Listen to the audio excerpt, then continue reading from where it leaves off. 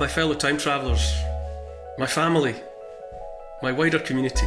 It's lovely to have you with me as we travel through space and time together. This week we're travelling to a place I often visit in the dead of night, in my dreams. When you want to escape from the world and all its travails, this is the perfect place to go. It's a place of magic. Magic is elusive stuff, but there are certain locations around these British Isles where you can sense the real power of the magic of the landscape.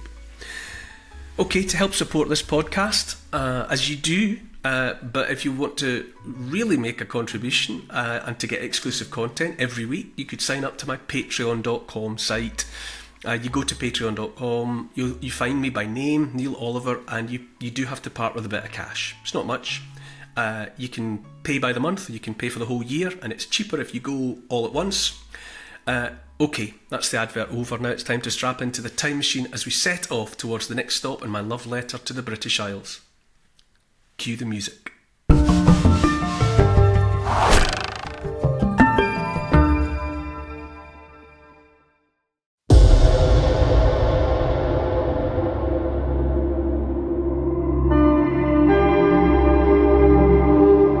Make you think, I better enjoy this while I'm here because the tide's coming in. And if that isn't a metaphor for life and death, I don't know what is. In this episode, we step through crystal clear waters, across bright white sands, to a set of 3 tiny spellbinding islands. 17th century smugglers made them a secret hideaway. One island has a customs house and a royal square. Another was home to a self-styled king who swapped gifts with Queen Victoria. A place apart where it's possible to glimpse the elusive shimmer of magic itself. Enchanted islands that will steal your heart, and they will always have a part of mine. I'm stepping out across Britain to discover 100 remarkable places that have shaped you, me and the whole world. I'm Neil Oliver, and this is my love letter to the British Isles.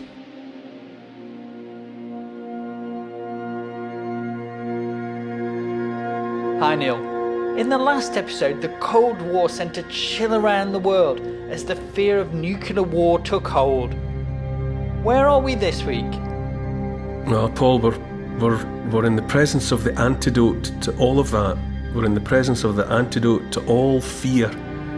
We're on our way to a place where I just can't imagine the dread of an impending nuclear Armageddon making an impact.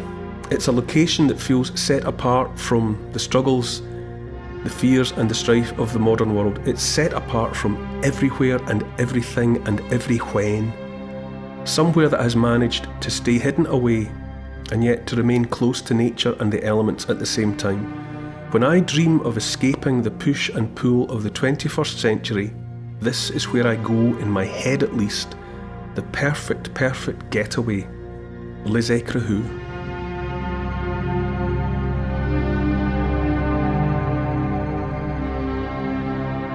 This is number 93, I believe, Paul. It is indeed. In terms of episodes, which I find absolutely staggering because, you know, for those who are not aware, we started doing this early on in lockdown, really to keep us both sane, wasn't it?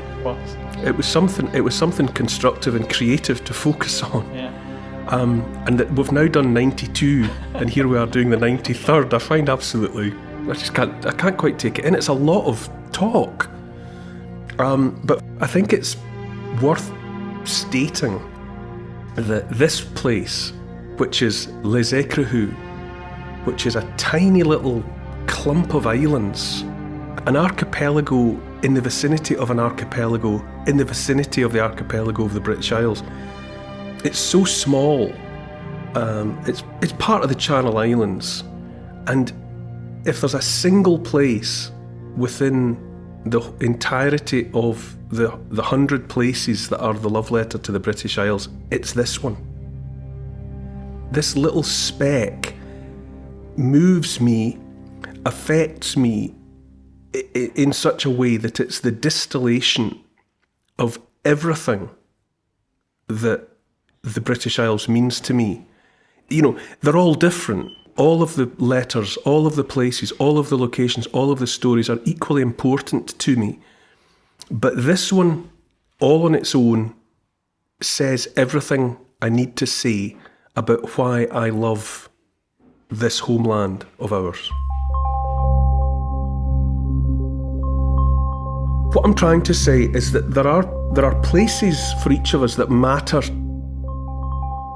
in ways that are extremely hard to express. I'm sure everyone listening has a place that, you know, in times of need or for all sorts of reasons, they wish they could just press a button and be there.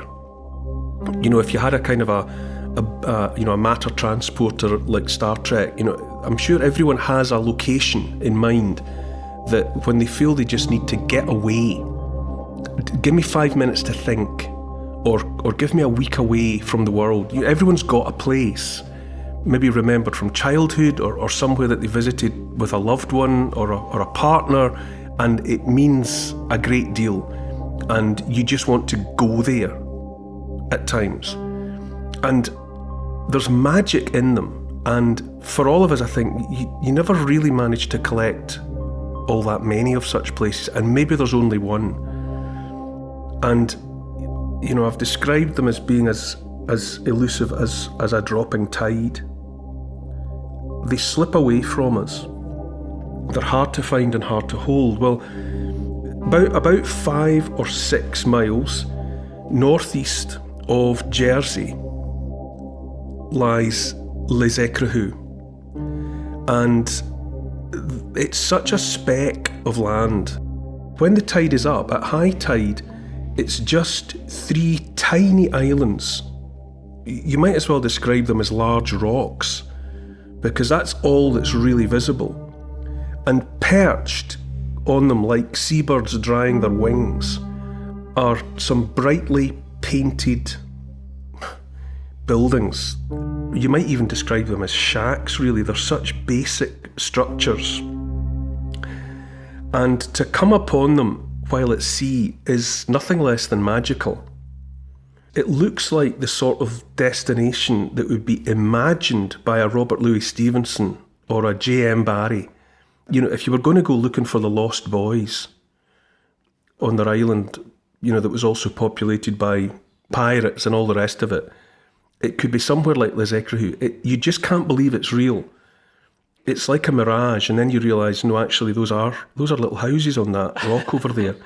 Surely that's Toy Town. That can't be big enough for people. But then when you drift closer, you realise that it is big enough. Les Ecrehous is a strange name, I suppose, because of proximity of France and the semi-Frenchness of the Channel Islands themselves. You might think that the name is French, but it's not really. Ecrehous comes in that way of words that change over generations from 2 Old Norse words. Vikings yet again. I mean, how often have we stumbled across Vikings? Sker means a reef, and holm, Holm, means island. So the Vikings were describing them as a cross between an island and just a reef of rocks. So Sker gets you the Ekr bit, and who has come from home over a long period of time. So Les Ecrehous really means the reef that's nearly big enough to be an island. And that's really all it is.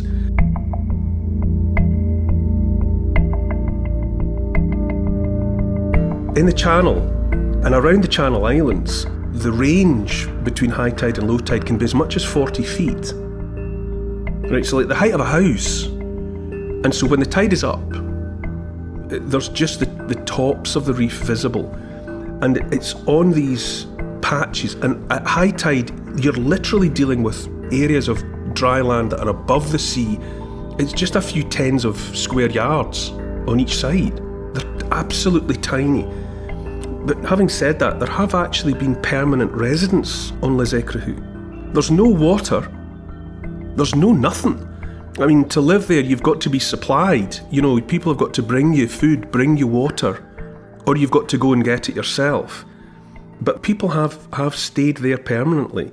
At one time, there was a Jersey-born fisherman called Philippe Pinel, and he built a little cottage come shack on the smallest of the little islets. It's called La Blanche, and he called himself king. Well, you would, wouldn't you? You would. You know, why not? And I suppose he might as well have been. And he was there for 50 years. He made a life there, coming and going for 50 years. I mean, he wasn't there all the time, but he came and went. And legend has it, his story, his existence, his presence on La Blanche, on Les Ecrehous, came to the attention of Queen Victoria. And according to the best version of the legend, she came and visited him. And there was an exchange of gifts between the two monarchs, between the King of La Blanche and Queen Victoria, Empress of India. And apparently he gave her a seaweed basket that he had woven himself, filled with fresh fish.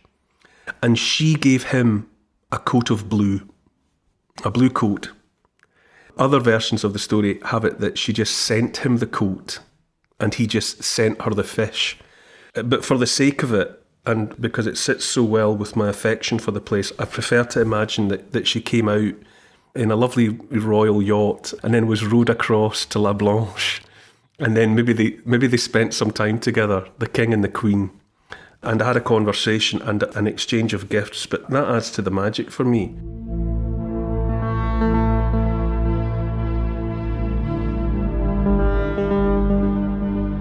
How were the islands being used in the 17th century?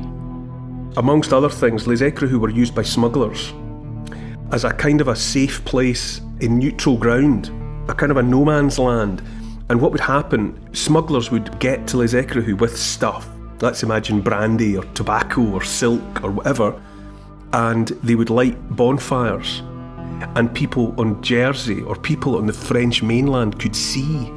They could see the fires on Les Ecrehous, and they would come out and you know, and there would be an exchange. You know, they would come and get contraband, and there'd be an exchange of money and goods and all the rest of it. So yes, they're in the line of sight.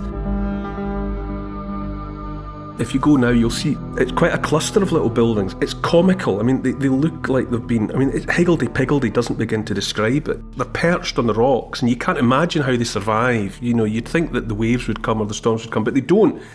And they're now all owned. They're holiday homes for a handful of very, very lucky families. You can imagine that these things have just stayed in families because you would never let them go. So what happens now is the people who own them, you know, say in the school holidays, the mum and dad and the kids will get aboard a wee boat or a wee yacht because nothing goes there. You have to get there by yourself. There's no ferry or anything. So they go out, and the dad would traditionally drop off mum and the kids, maybe stay for a couple of nights, and he'd go back to his work, and he would come and go. And every time the dads came and went, they would bring fresh water and supplies and whatever. And the families would just stay out on Les Ecrehous.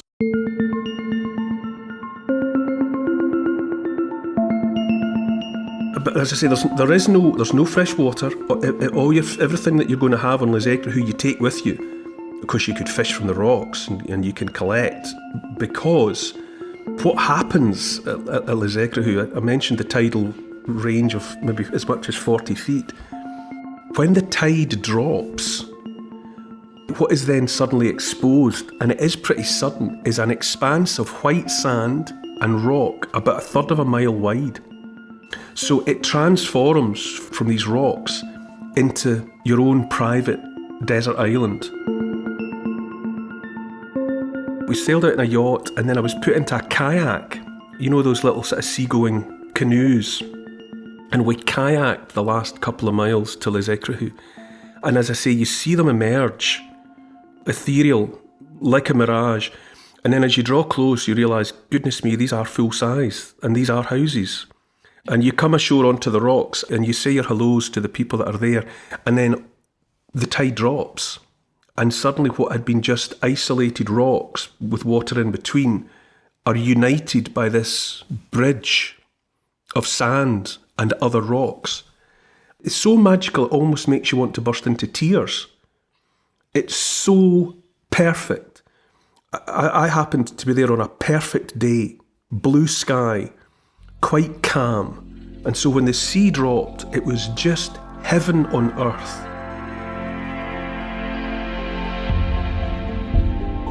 And you walk out onto the sand, and of course, whatever little sea creatures, crabs and whatever were in the vicinity are suddenly and inadvertently caught. So when you go out onto the sand, there's little crabs and other creatures going crazy, trying to hide, because the sea's suddenly gone. A few minutes before they were on the bottom of the English Channel, and now they're in the sunlight. So there's all these wee crabs and things burrowing down into the sand, trying to get away. Or you go over to a rock pool, and there'll be like cuttlefish, little squids there. And as you lean over them, they let go with the ink, and the little rock pool will turn black, because these little creatures are trying to hide. It's just the most ethereally lovely, dreamlike place. It's like waking up inside a dream. It's like the reverse of waking up. Rather than waking up to real life, it's like waking up inside the location for a dream. It's so inexpressibly perfect. When I was there, we saw lobster. There were lobsters running about and digging in and trying to find cover. So extraordinary. And the French mainland's only 8 miles away. And yet, having said that, like the rest of the Channel Islands, they're not owned by France. They're not really owned by the United Kingdom either. We've discussed this before in the context of Alderney. Remember when we talked about Alderney, when the Channel Islands were taken by the Nazis during World War II, and Alderney became the location for prison camps, work camps, for slaves, Jews and gypsies and communists and others deemed undesirable by the Nazi Reich were holed up on Alderney and worked to death, building the defences for the Channel Islands, the massive reinforced concrete and barbed wire structures that are all over the place.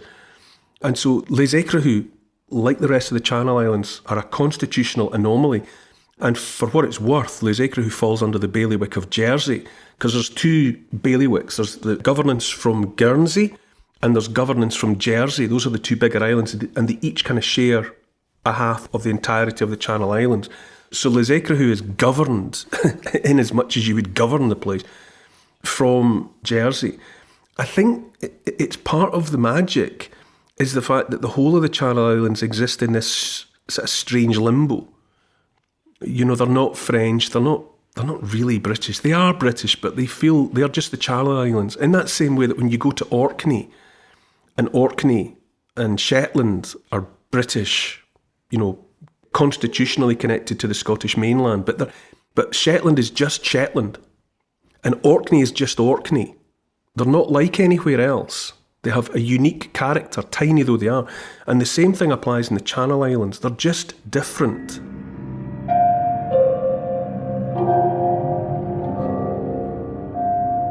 They're this hangover, this leftover from the Duchy of Normandy.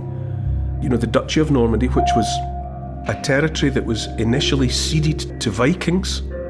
King Rollo, who was a Viking, had made so much trouble for the then King of France that the King of France, Charles the Simple, gave him a great swathe of territory. And it became Normandy, the territory of the Northmen, literally, on condition that as well as doing whatever they wanted to do in Normandy, they would act as a bulwark between France and other Vikings. And so the Normans became a group apart. They became French, but they also had an obligation to protect France from their own Scandinavian brothers and sisters. And when in 1066 William the Bastard of Normandy conquered England, William the Conqueror he became, and so his Duchy of Normandy conquered England, and the 2 territories, England and Normandy, were one kingdom. But then over the centuries, France reclaimed Normandy, but they didn't reclaim the Channel Islands. And, there's been back and forth ever since. From time to time down through the intervening centuries, France has felt that it really ought to have the Channel Islands. A bit like the way Argentina feels that it really should have the Falkland Islands. It's kind of understandable, but it never actually happens. Having said that, in 1994, there was an attempt by a bunch of French radicals to reclaim Les Ecrehous. They landed their boats and they were going to restore the Norman French monarchy. Never mind the Republic. They were going to restore the Norman monarchy. They were really just eccentrics. Police came from Jersey, because obviously it was one of the few instances when police had to actually come and do anything on Les Ecrehous, and they turned up. There was a bit of argy-bargy. Those Frenchmen wanted to raise a flagpole on Maître Île, which is the largest of the islands, and then it all settled quite peacefully. In fact, it was eventually settled over a picnic. I believe both sides had brought food. And the whole thing was settled quite peaceably, and I don't think anybody ended up being arrested. I mean, for all that it made such an impression on me, I've only been there once, and I would suggest that if you're going to go there, set sail from Jersey in a yacht, and then when the radar tells you that you're close enough, paddle towards Les Ecrehous on a kayak. There's a lovely experience being in a kayak because you become suddenly like a seabird. You rise and fall on the waves, and so you rise up and you can see Les Ecrehous, and then you drop back down again and it disappears because you're down in a well, and then you rise up and you see Les Ecrehous, and then gradually you approach. The place that you would make for, the larger isle is Maître Île, and then there's La Blanche, which is the smallest, and then there's Marmotière, which is the sort of middle-sized one. If you're kind of dealing with Goldilocks' porridge, the one's too small, but Marmotière is like just right. And on Marmotière, believe it or believe it not, there's a customs house. There's a stone-built building, and it was at one point, it did serve as the customs house because the taxmen get everywhere. And there's outside of it, there's a little paved courtyard. There's been a bit of subsidence or whatever, and it's all kind of higgledy-piggledy, but there's flagstones. It's about, what size is it? It's about half the size. It's like a quarter of a badminton court, I would say, is about the size of this little paved square, and it's called Royal Square. People come out in yachts and beg to spend the night, and they're allowed to spend the night. And like Royal Square is the kind of patch that you might unroll your sleeping bag and spend your night under a starry sky. It's just the most perfect place. And so that's why it says something to me about the wonder of the British Isles. Everything about it reminds you about so many things, that the British archipelago is small. In the scheme of things, it's small, and you're made to confront that when you're on something that's as tiny as Les Ecrehous. And it's vulnerable, and you're made to see that by the way so much of it disappears twice a day when the tide comes in. Twice a day that beautiful landscape is gone, as a reminder of the way in which this whole place could be lost. 1,000,000 years from now, who knows what, if anything, will be here. And it's been an object of desire for others. Other people want Les Ecrehous. French people want Les Ecrehous. Anybody who goes to Les Ecrehous wants Les Ecrehous. If you go there and visit, what you want with all your heart while you're there is for someone to give you one of the little houses so that you could come back. So it exerts that pull, once seen, never forgotten.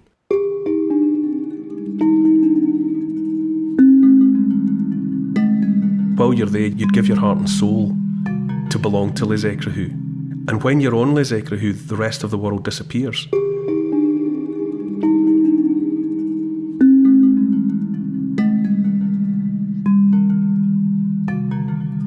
When the tide drops and you're walking across that sand that minutes or an hour ago was the bottom of the English Channel, the next thing you confront is the idea that you're not here for long. None of us are here for long, 70 if we're lucky. Our lifetimes are short. And so you're made to think about that when you're on Les Ecrehous, because however perfect it is there, with the sun shining and the diamonds glinting on the surrounding sea, you absolutely know that in 6 hours or so, it'll be gone. And you'll have to get back in your boat, or you'll have to climb up onto the top of the highest rocks and take shelter until the tide drops again. So it's everything about the experience of loving the British archipelago in miniature, and it all happens 2 times a day. Twice a day, you're confronted with the beauty of the place, and twice a day you're made to confront the reality that you won't always be here. And sooner or later it'll be gone. And you get all that in Ecrehous, and then the time comes eventually when you just have to get back in your kayak and paddle back towards your yacht and say goodbye to Ecrehous.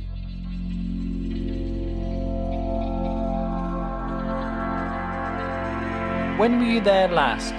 Must be 15 years or more ago now, and I can see it clearly. I can absolutely, with my eyes open now while I'm talking to you, I can see and smell and remember Ecrehous.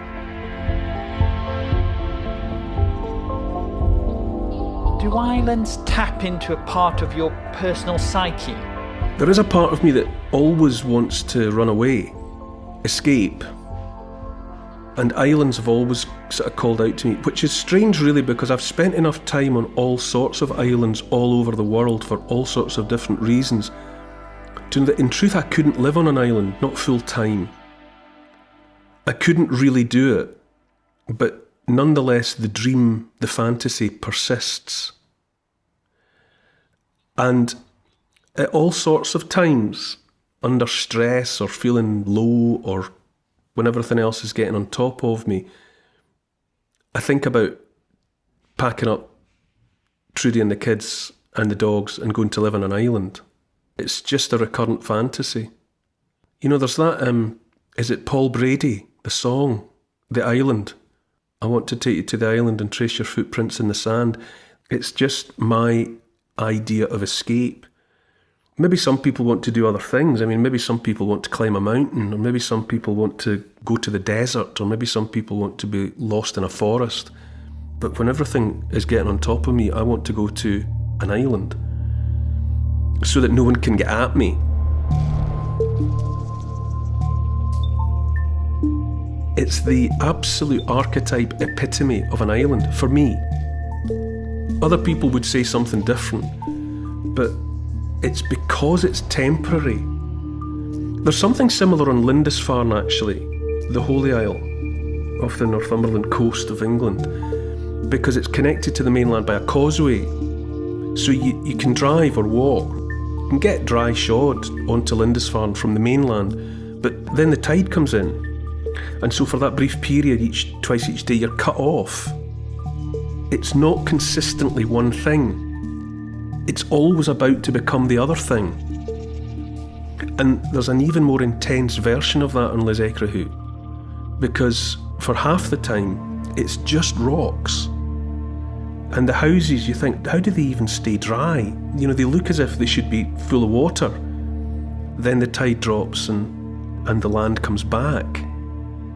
And so it makes you think about places like Lyonesse and Arthurian legend, and places that are so precious that you only get to be there for a very brief period and then you have to leave.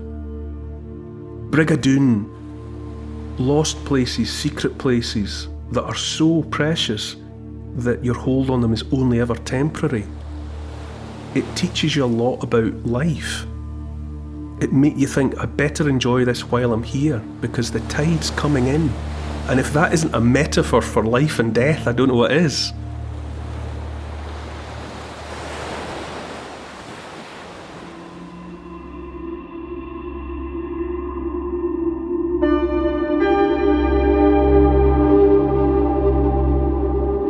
Ancient rivers pushed underground as London grows, running beneath the city, heading to join old Father Thames. The Fleet is or was the largest of these rivers, giving its name to the street above, which became a byword for the British press. The foundations of a tradition were laid and a torrent of words started to flow down Fleet Street. As the penny press's popularity skyrocketed, a national obsession was born, a public hungry for news. Next time in my love letter to the British Isles. To help support this podcast and to get access to new and exclusive history and comment videos every week, sign up to my Neil Oliver Patreon site. It would be great to see you there. Check out the Instagram account as well. It's called Neil Oliver Love Letter.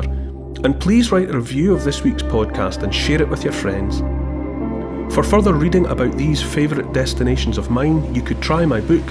It's called The Story of the British Isles in 100 Places, and it's published by Transworld.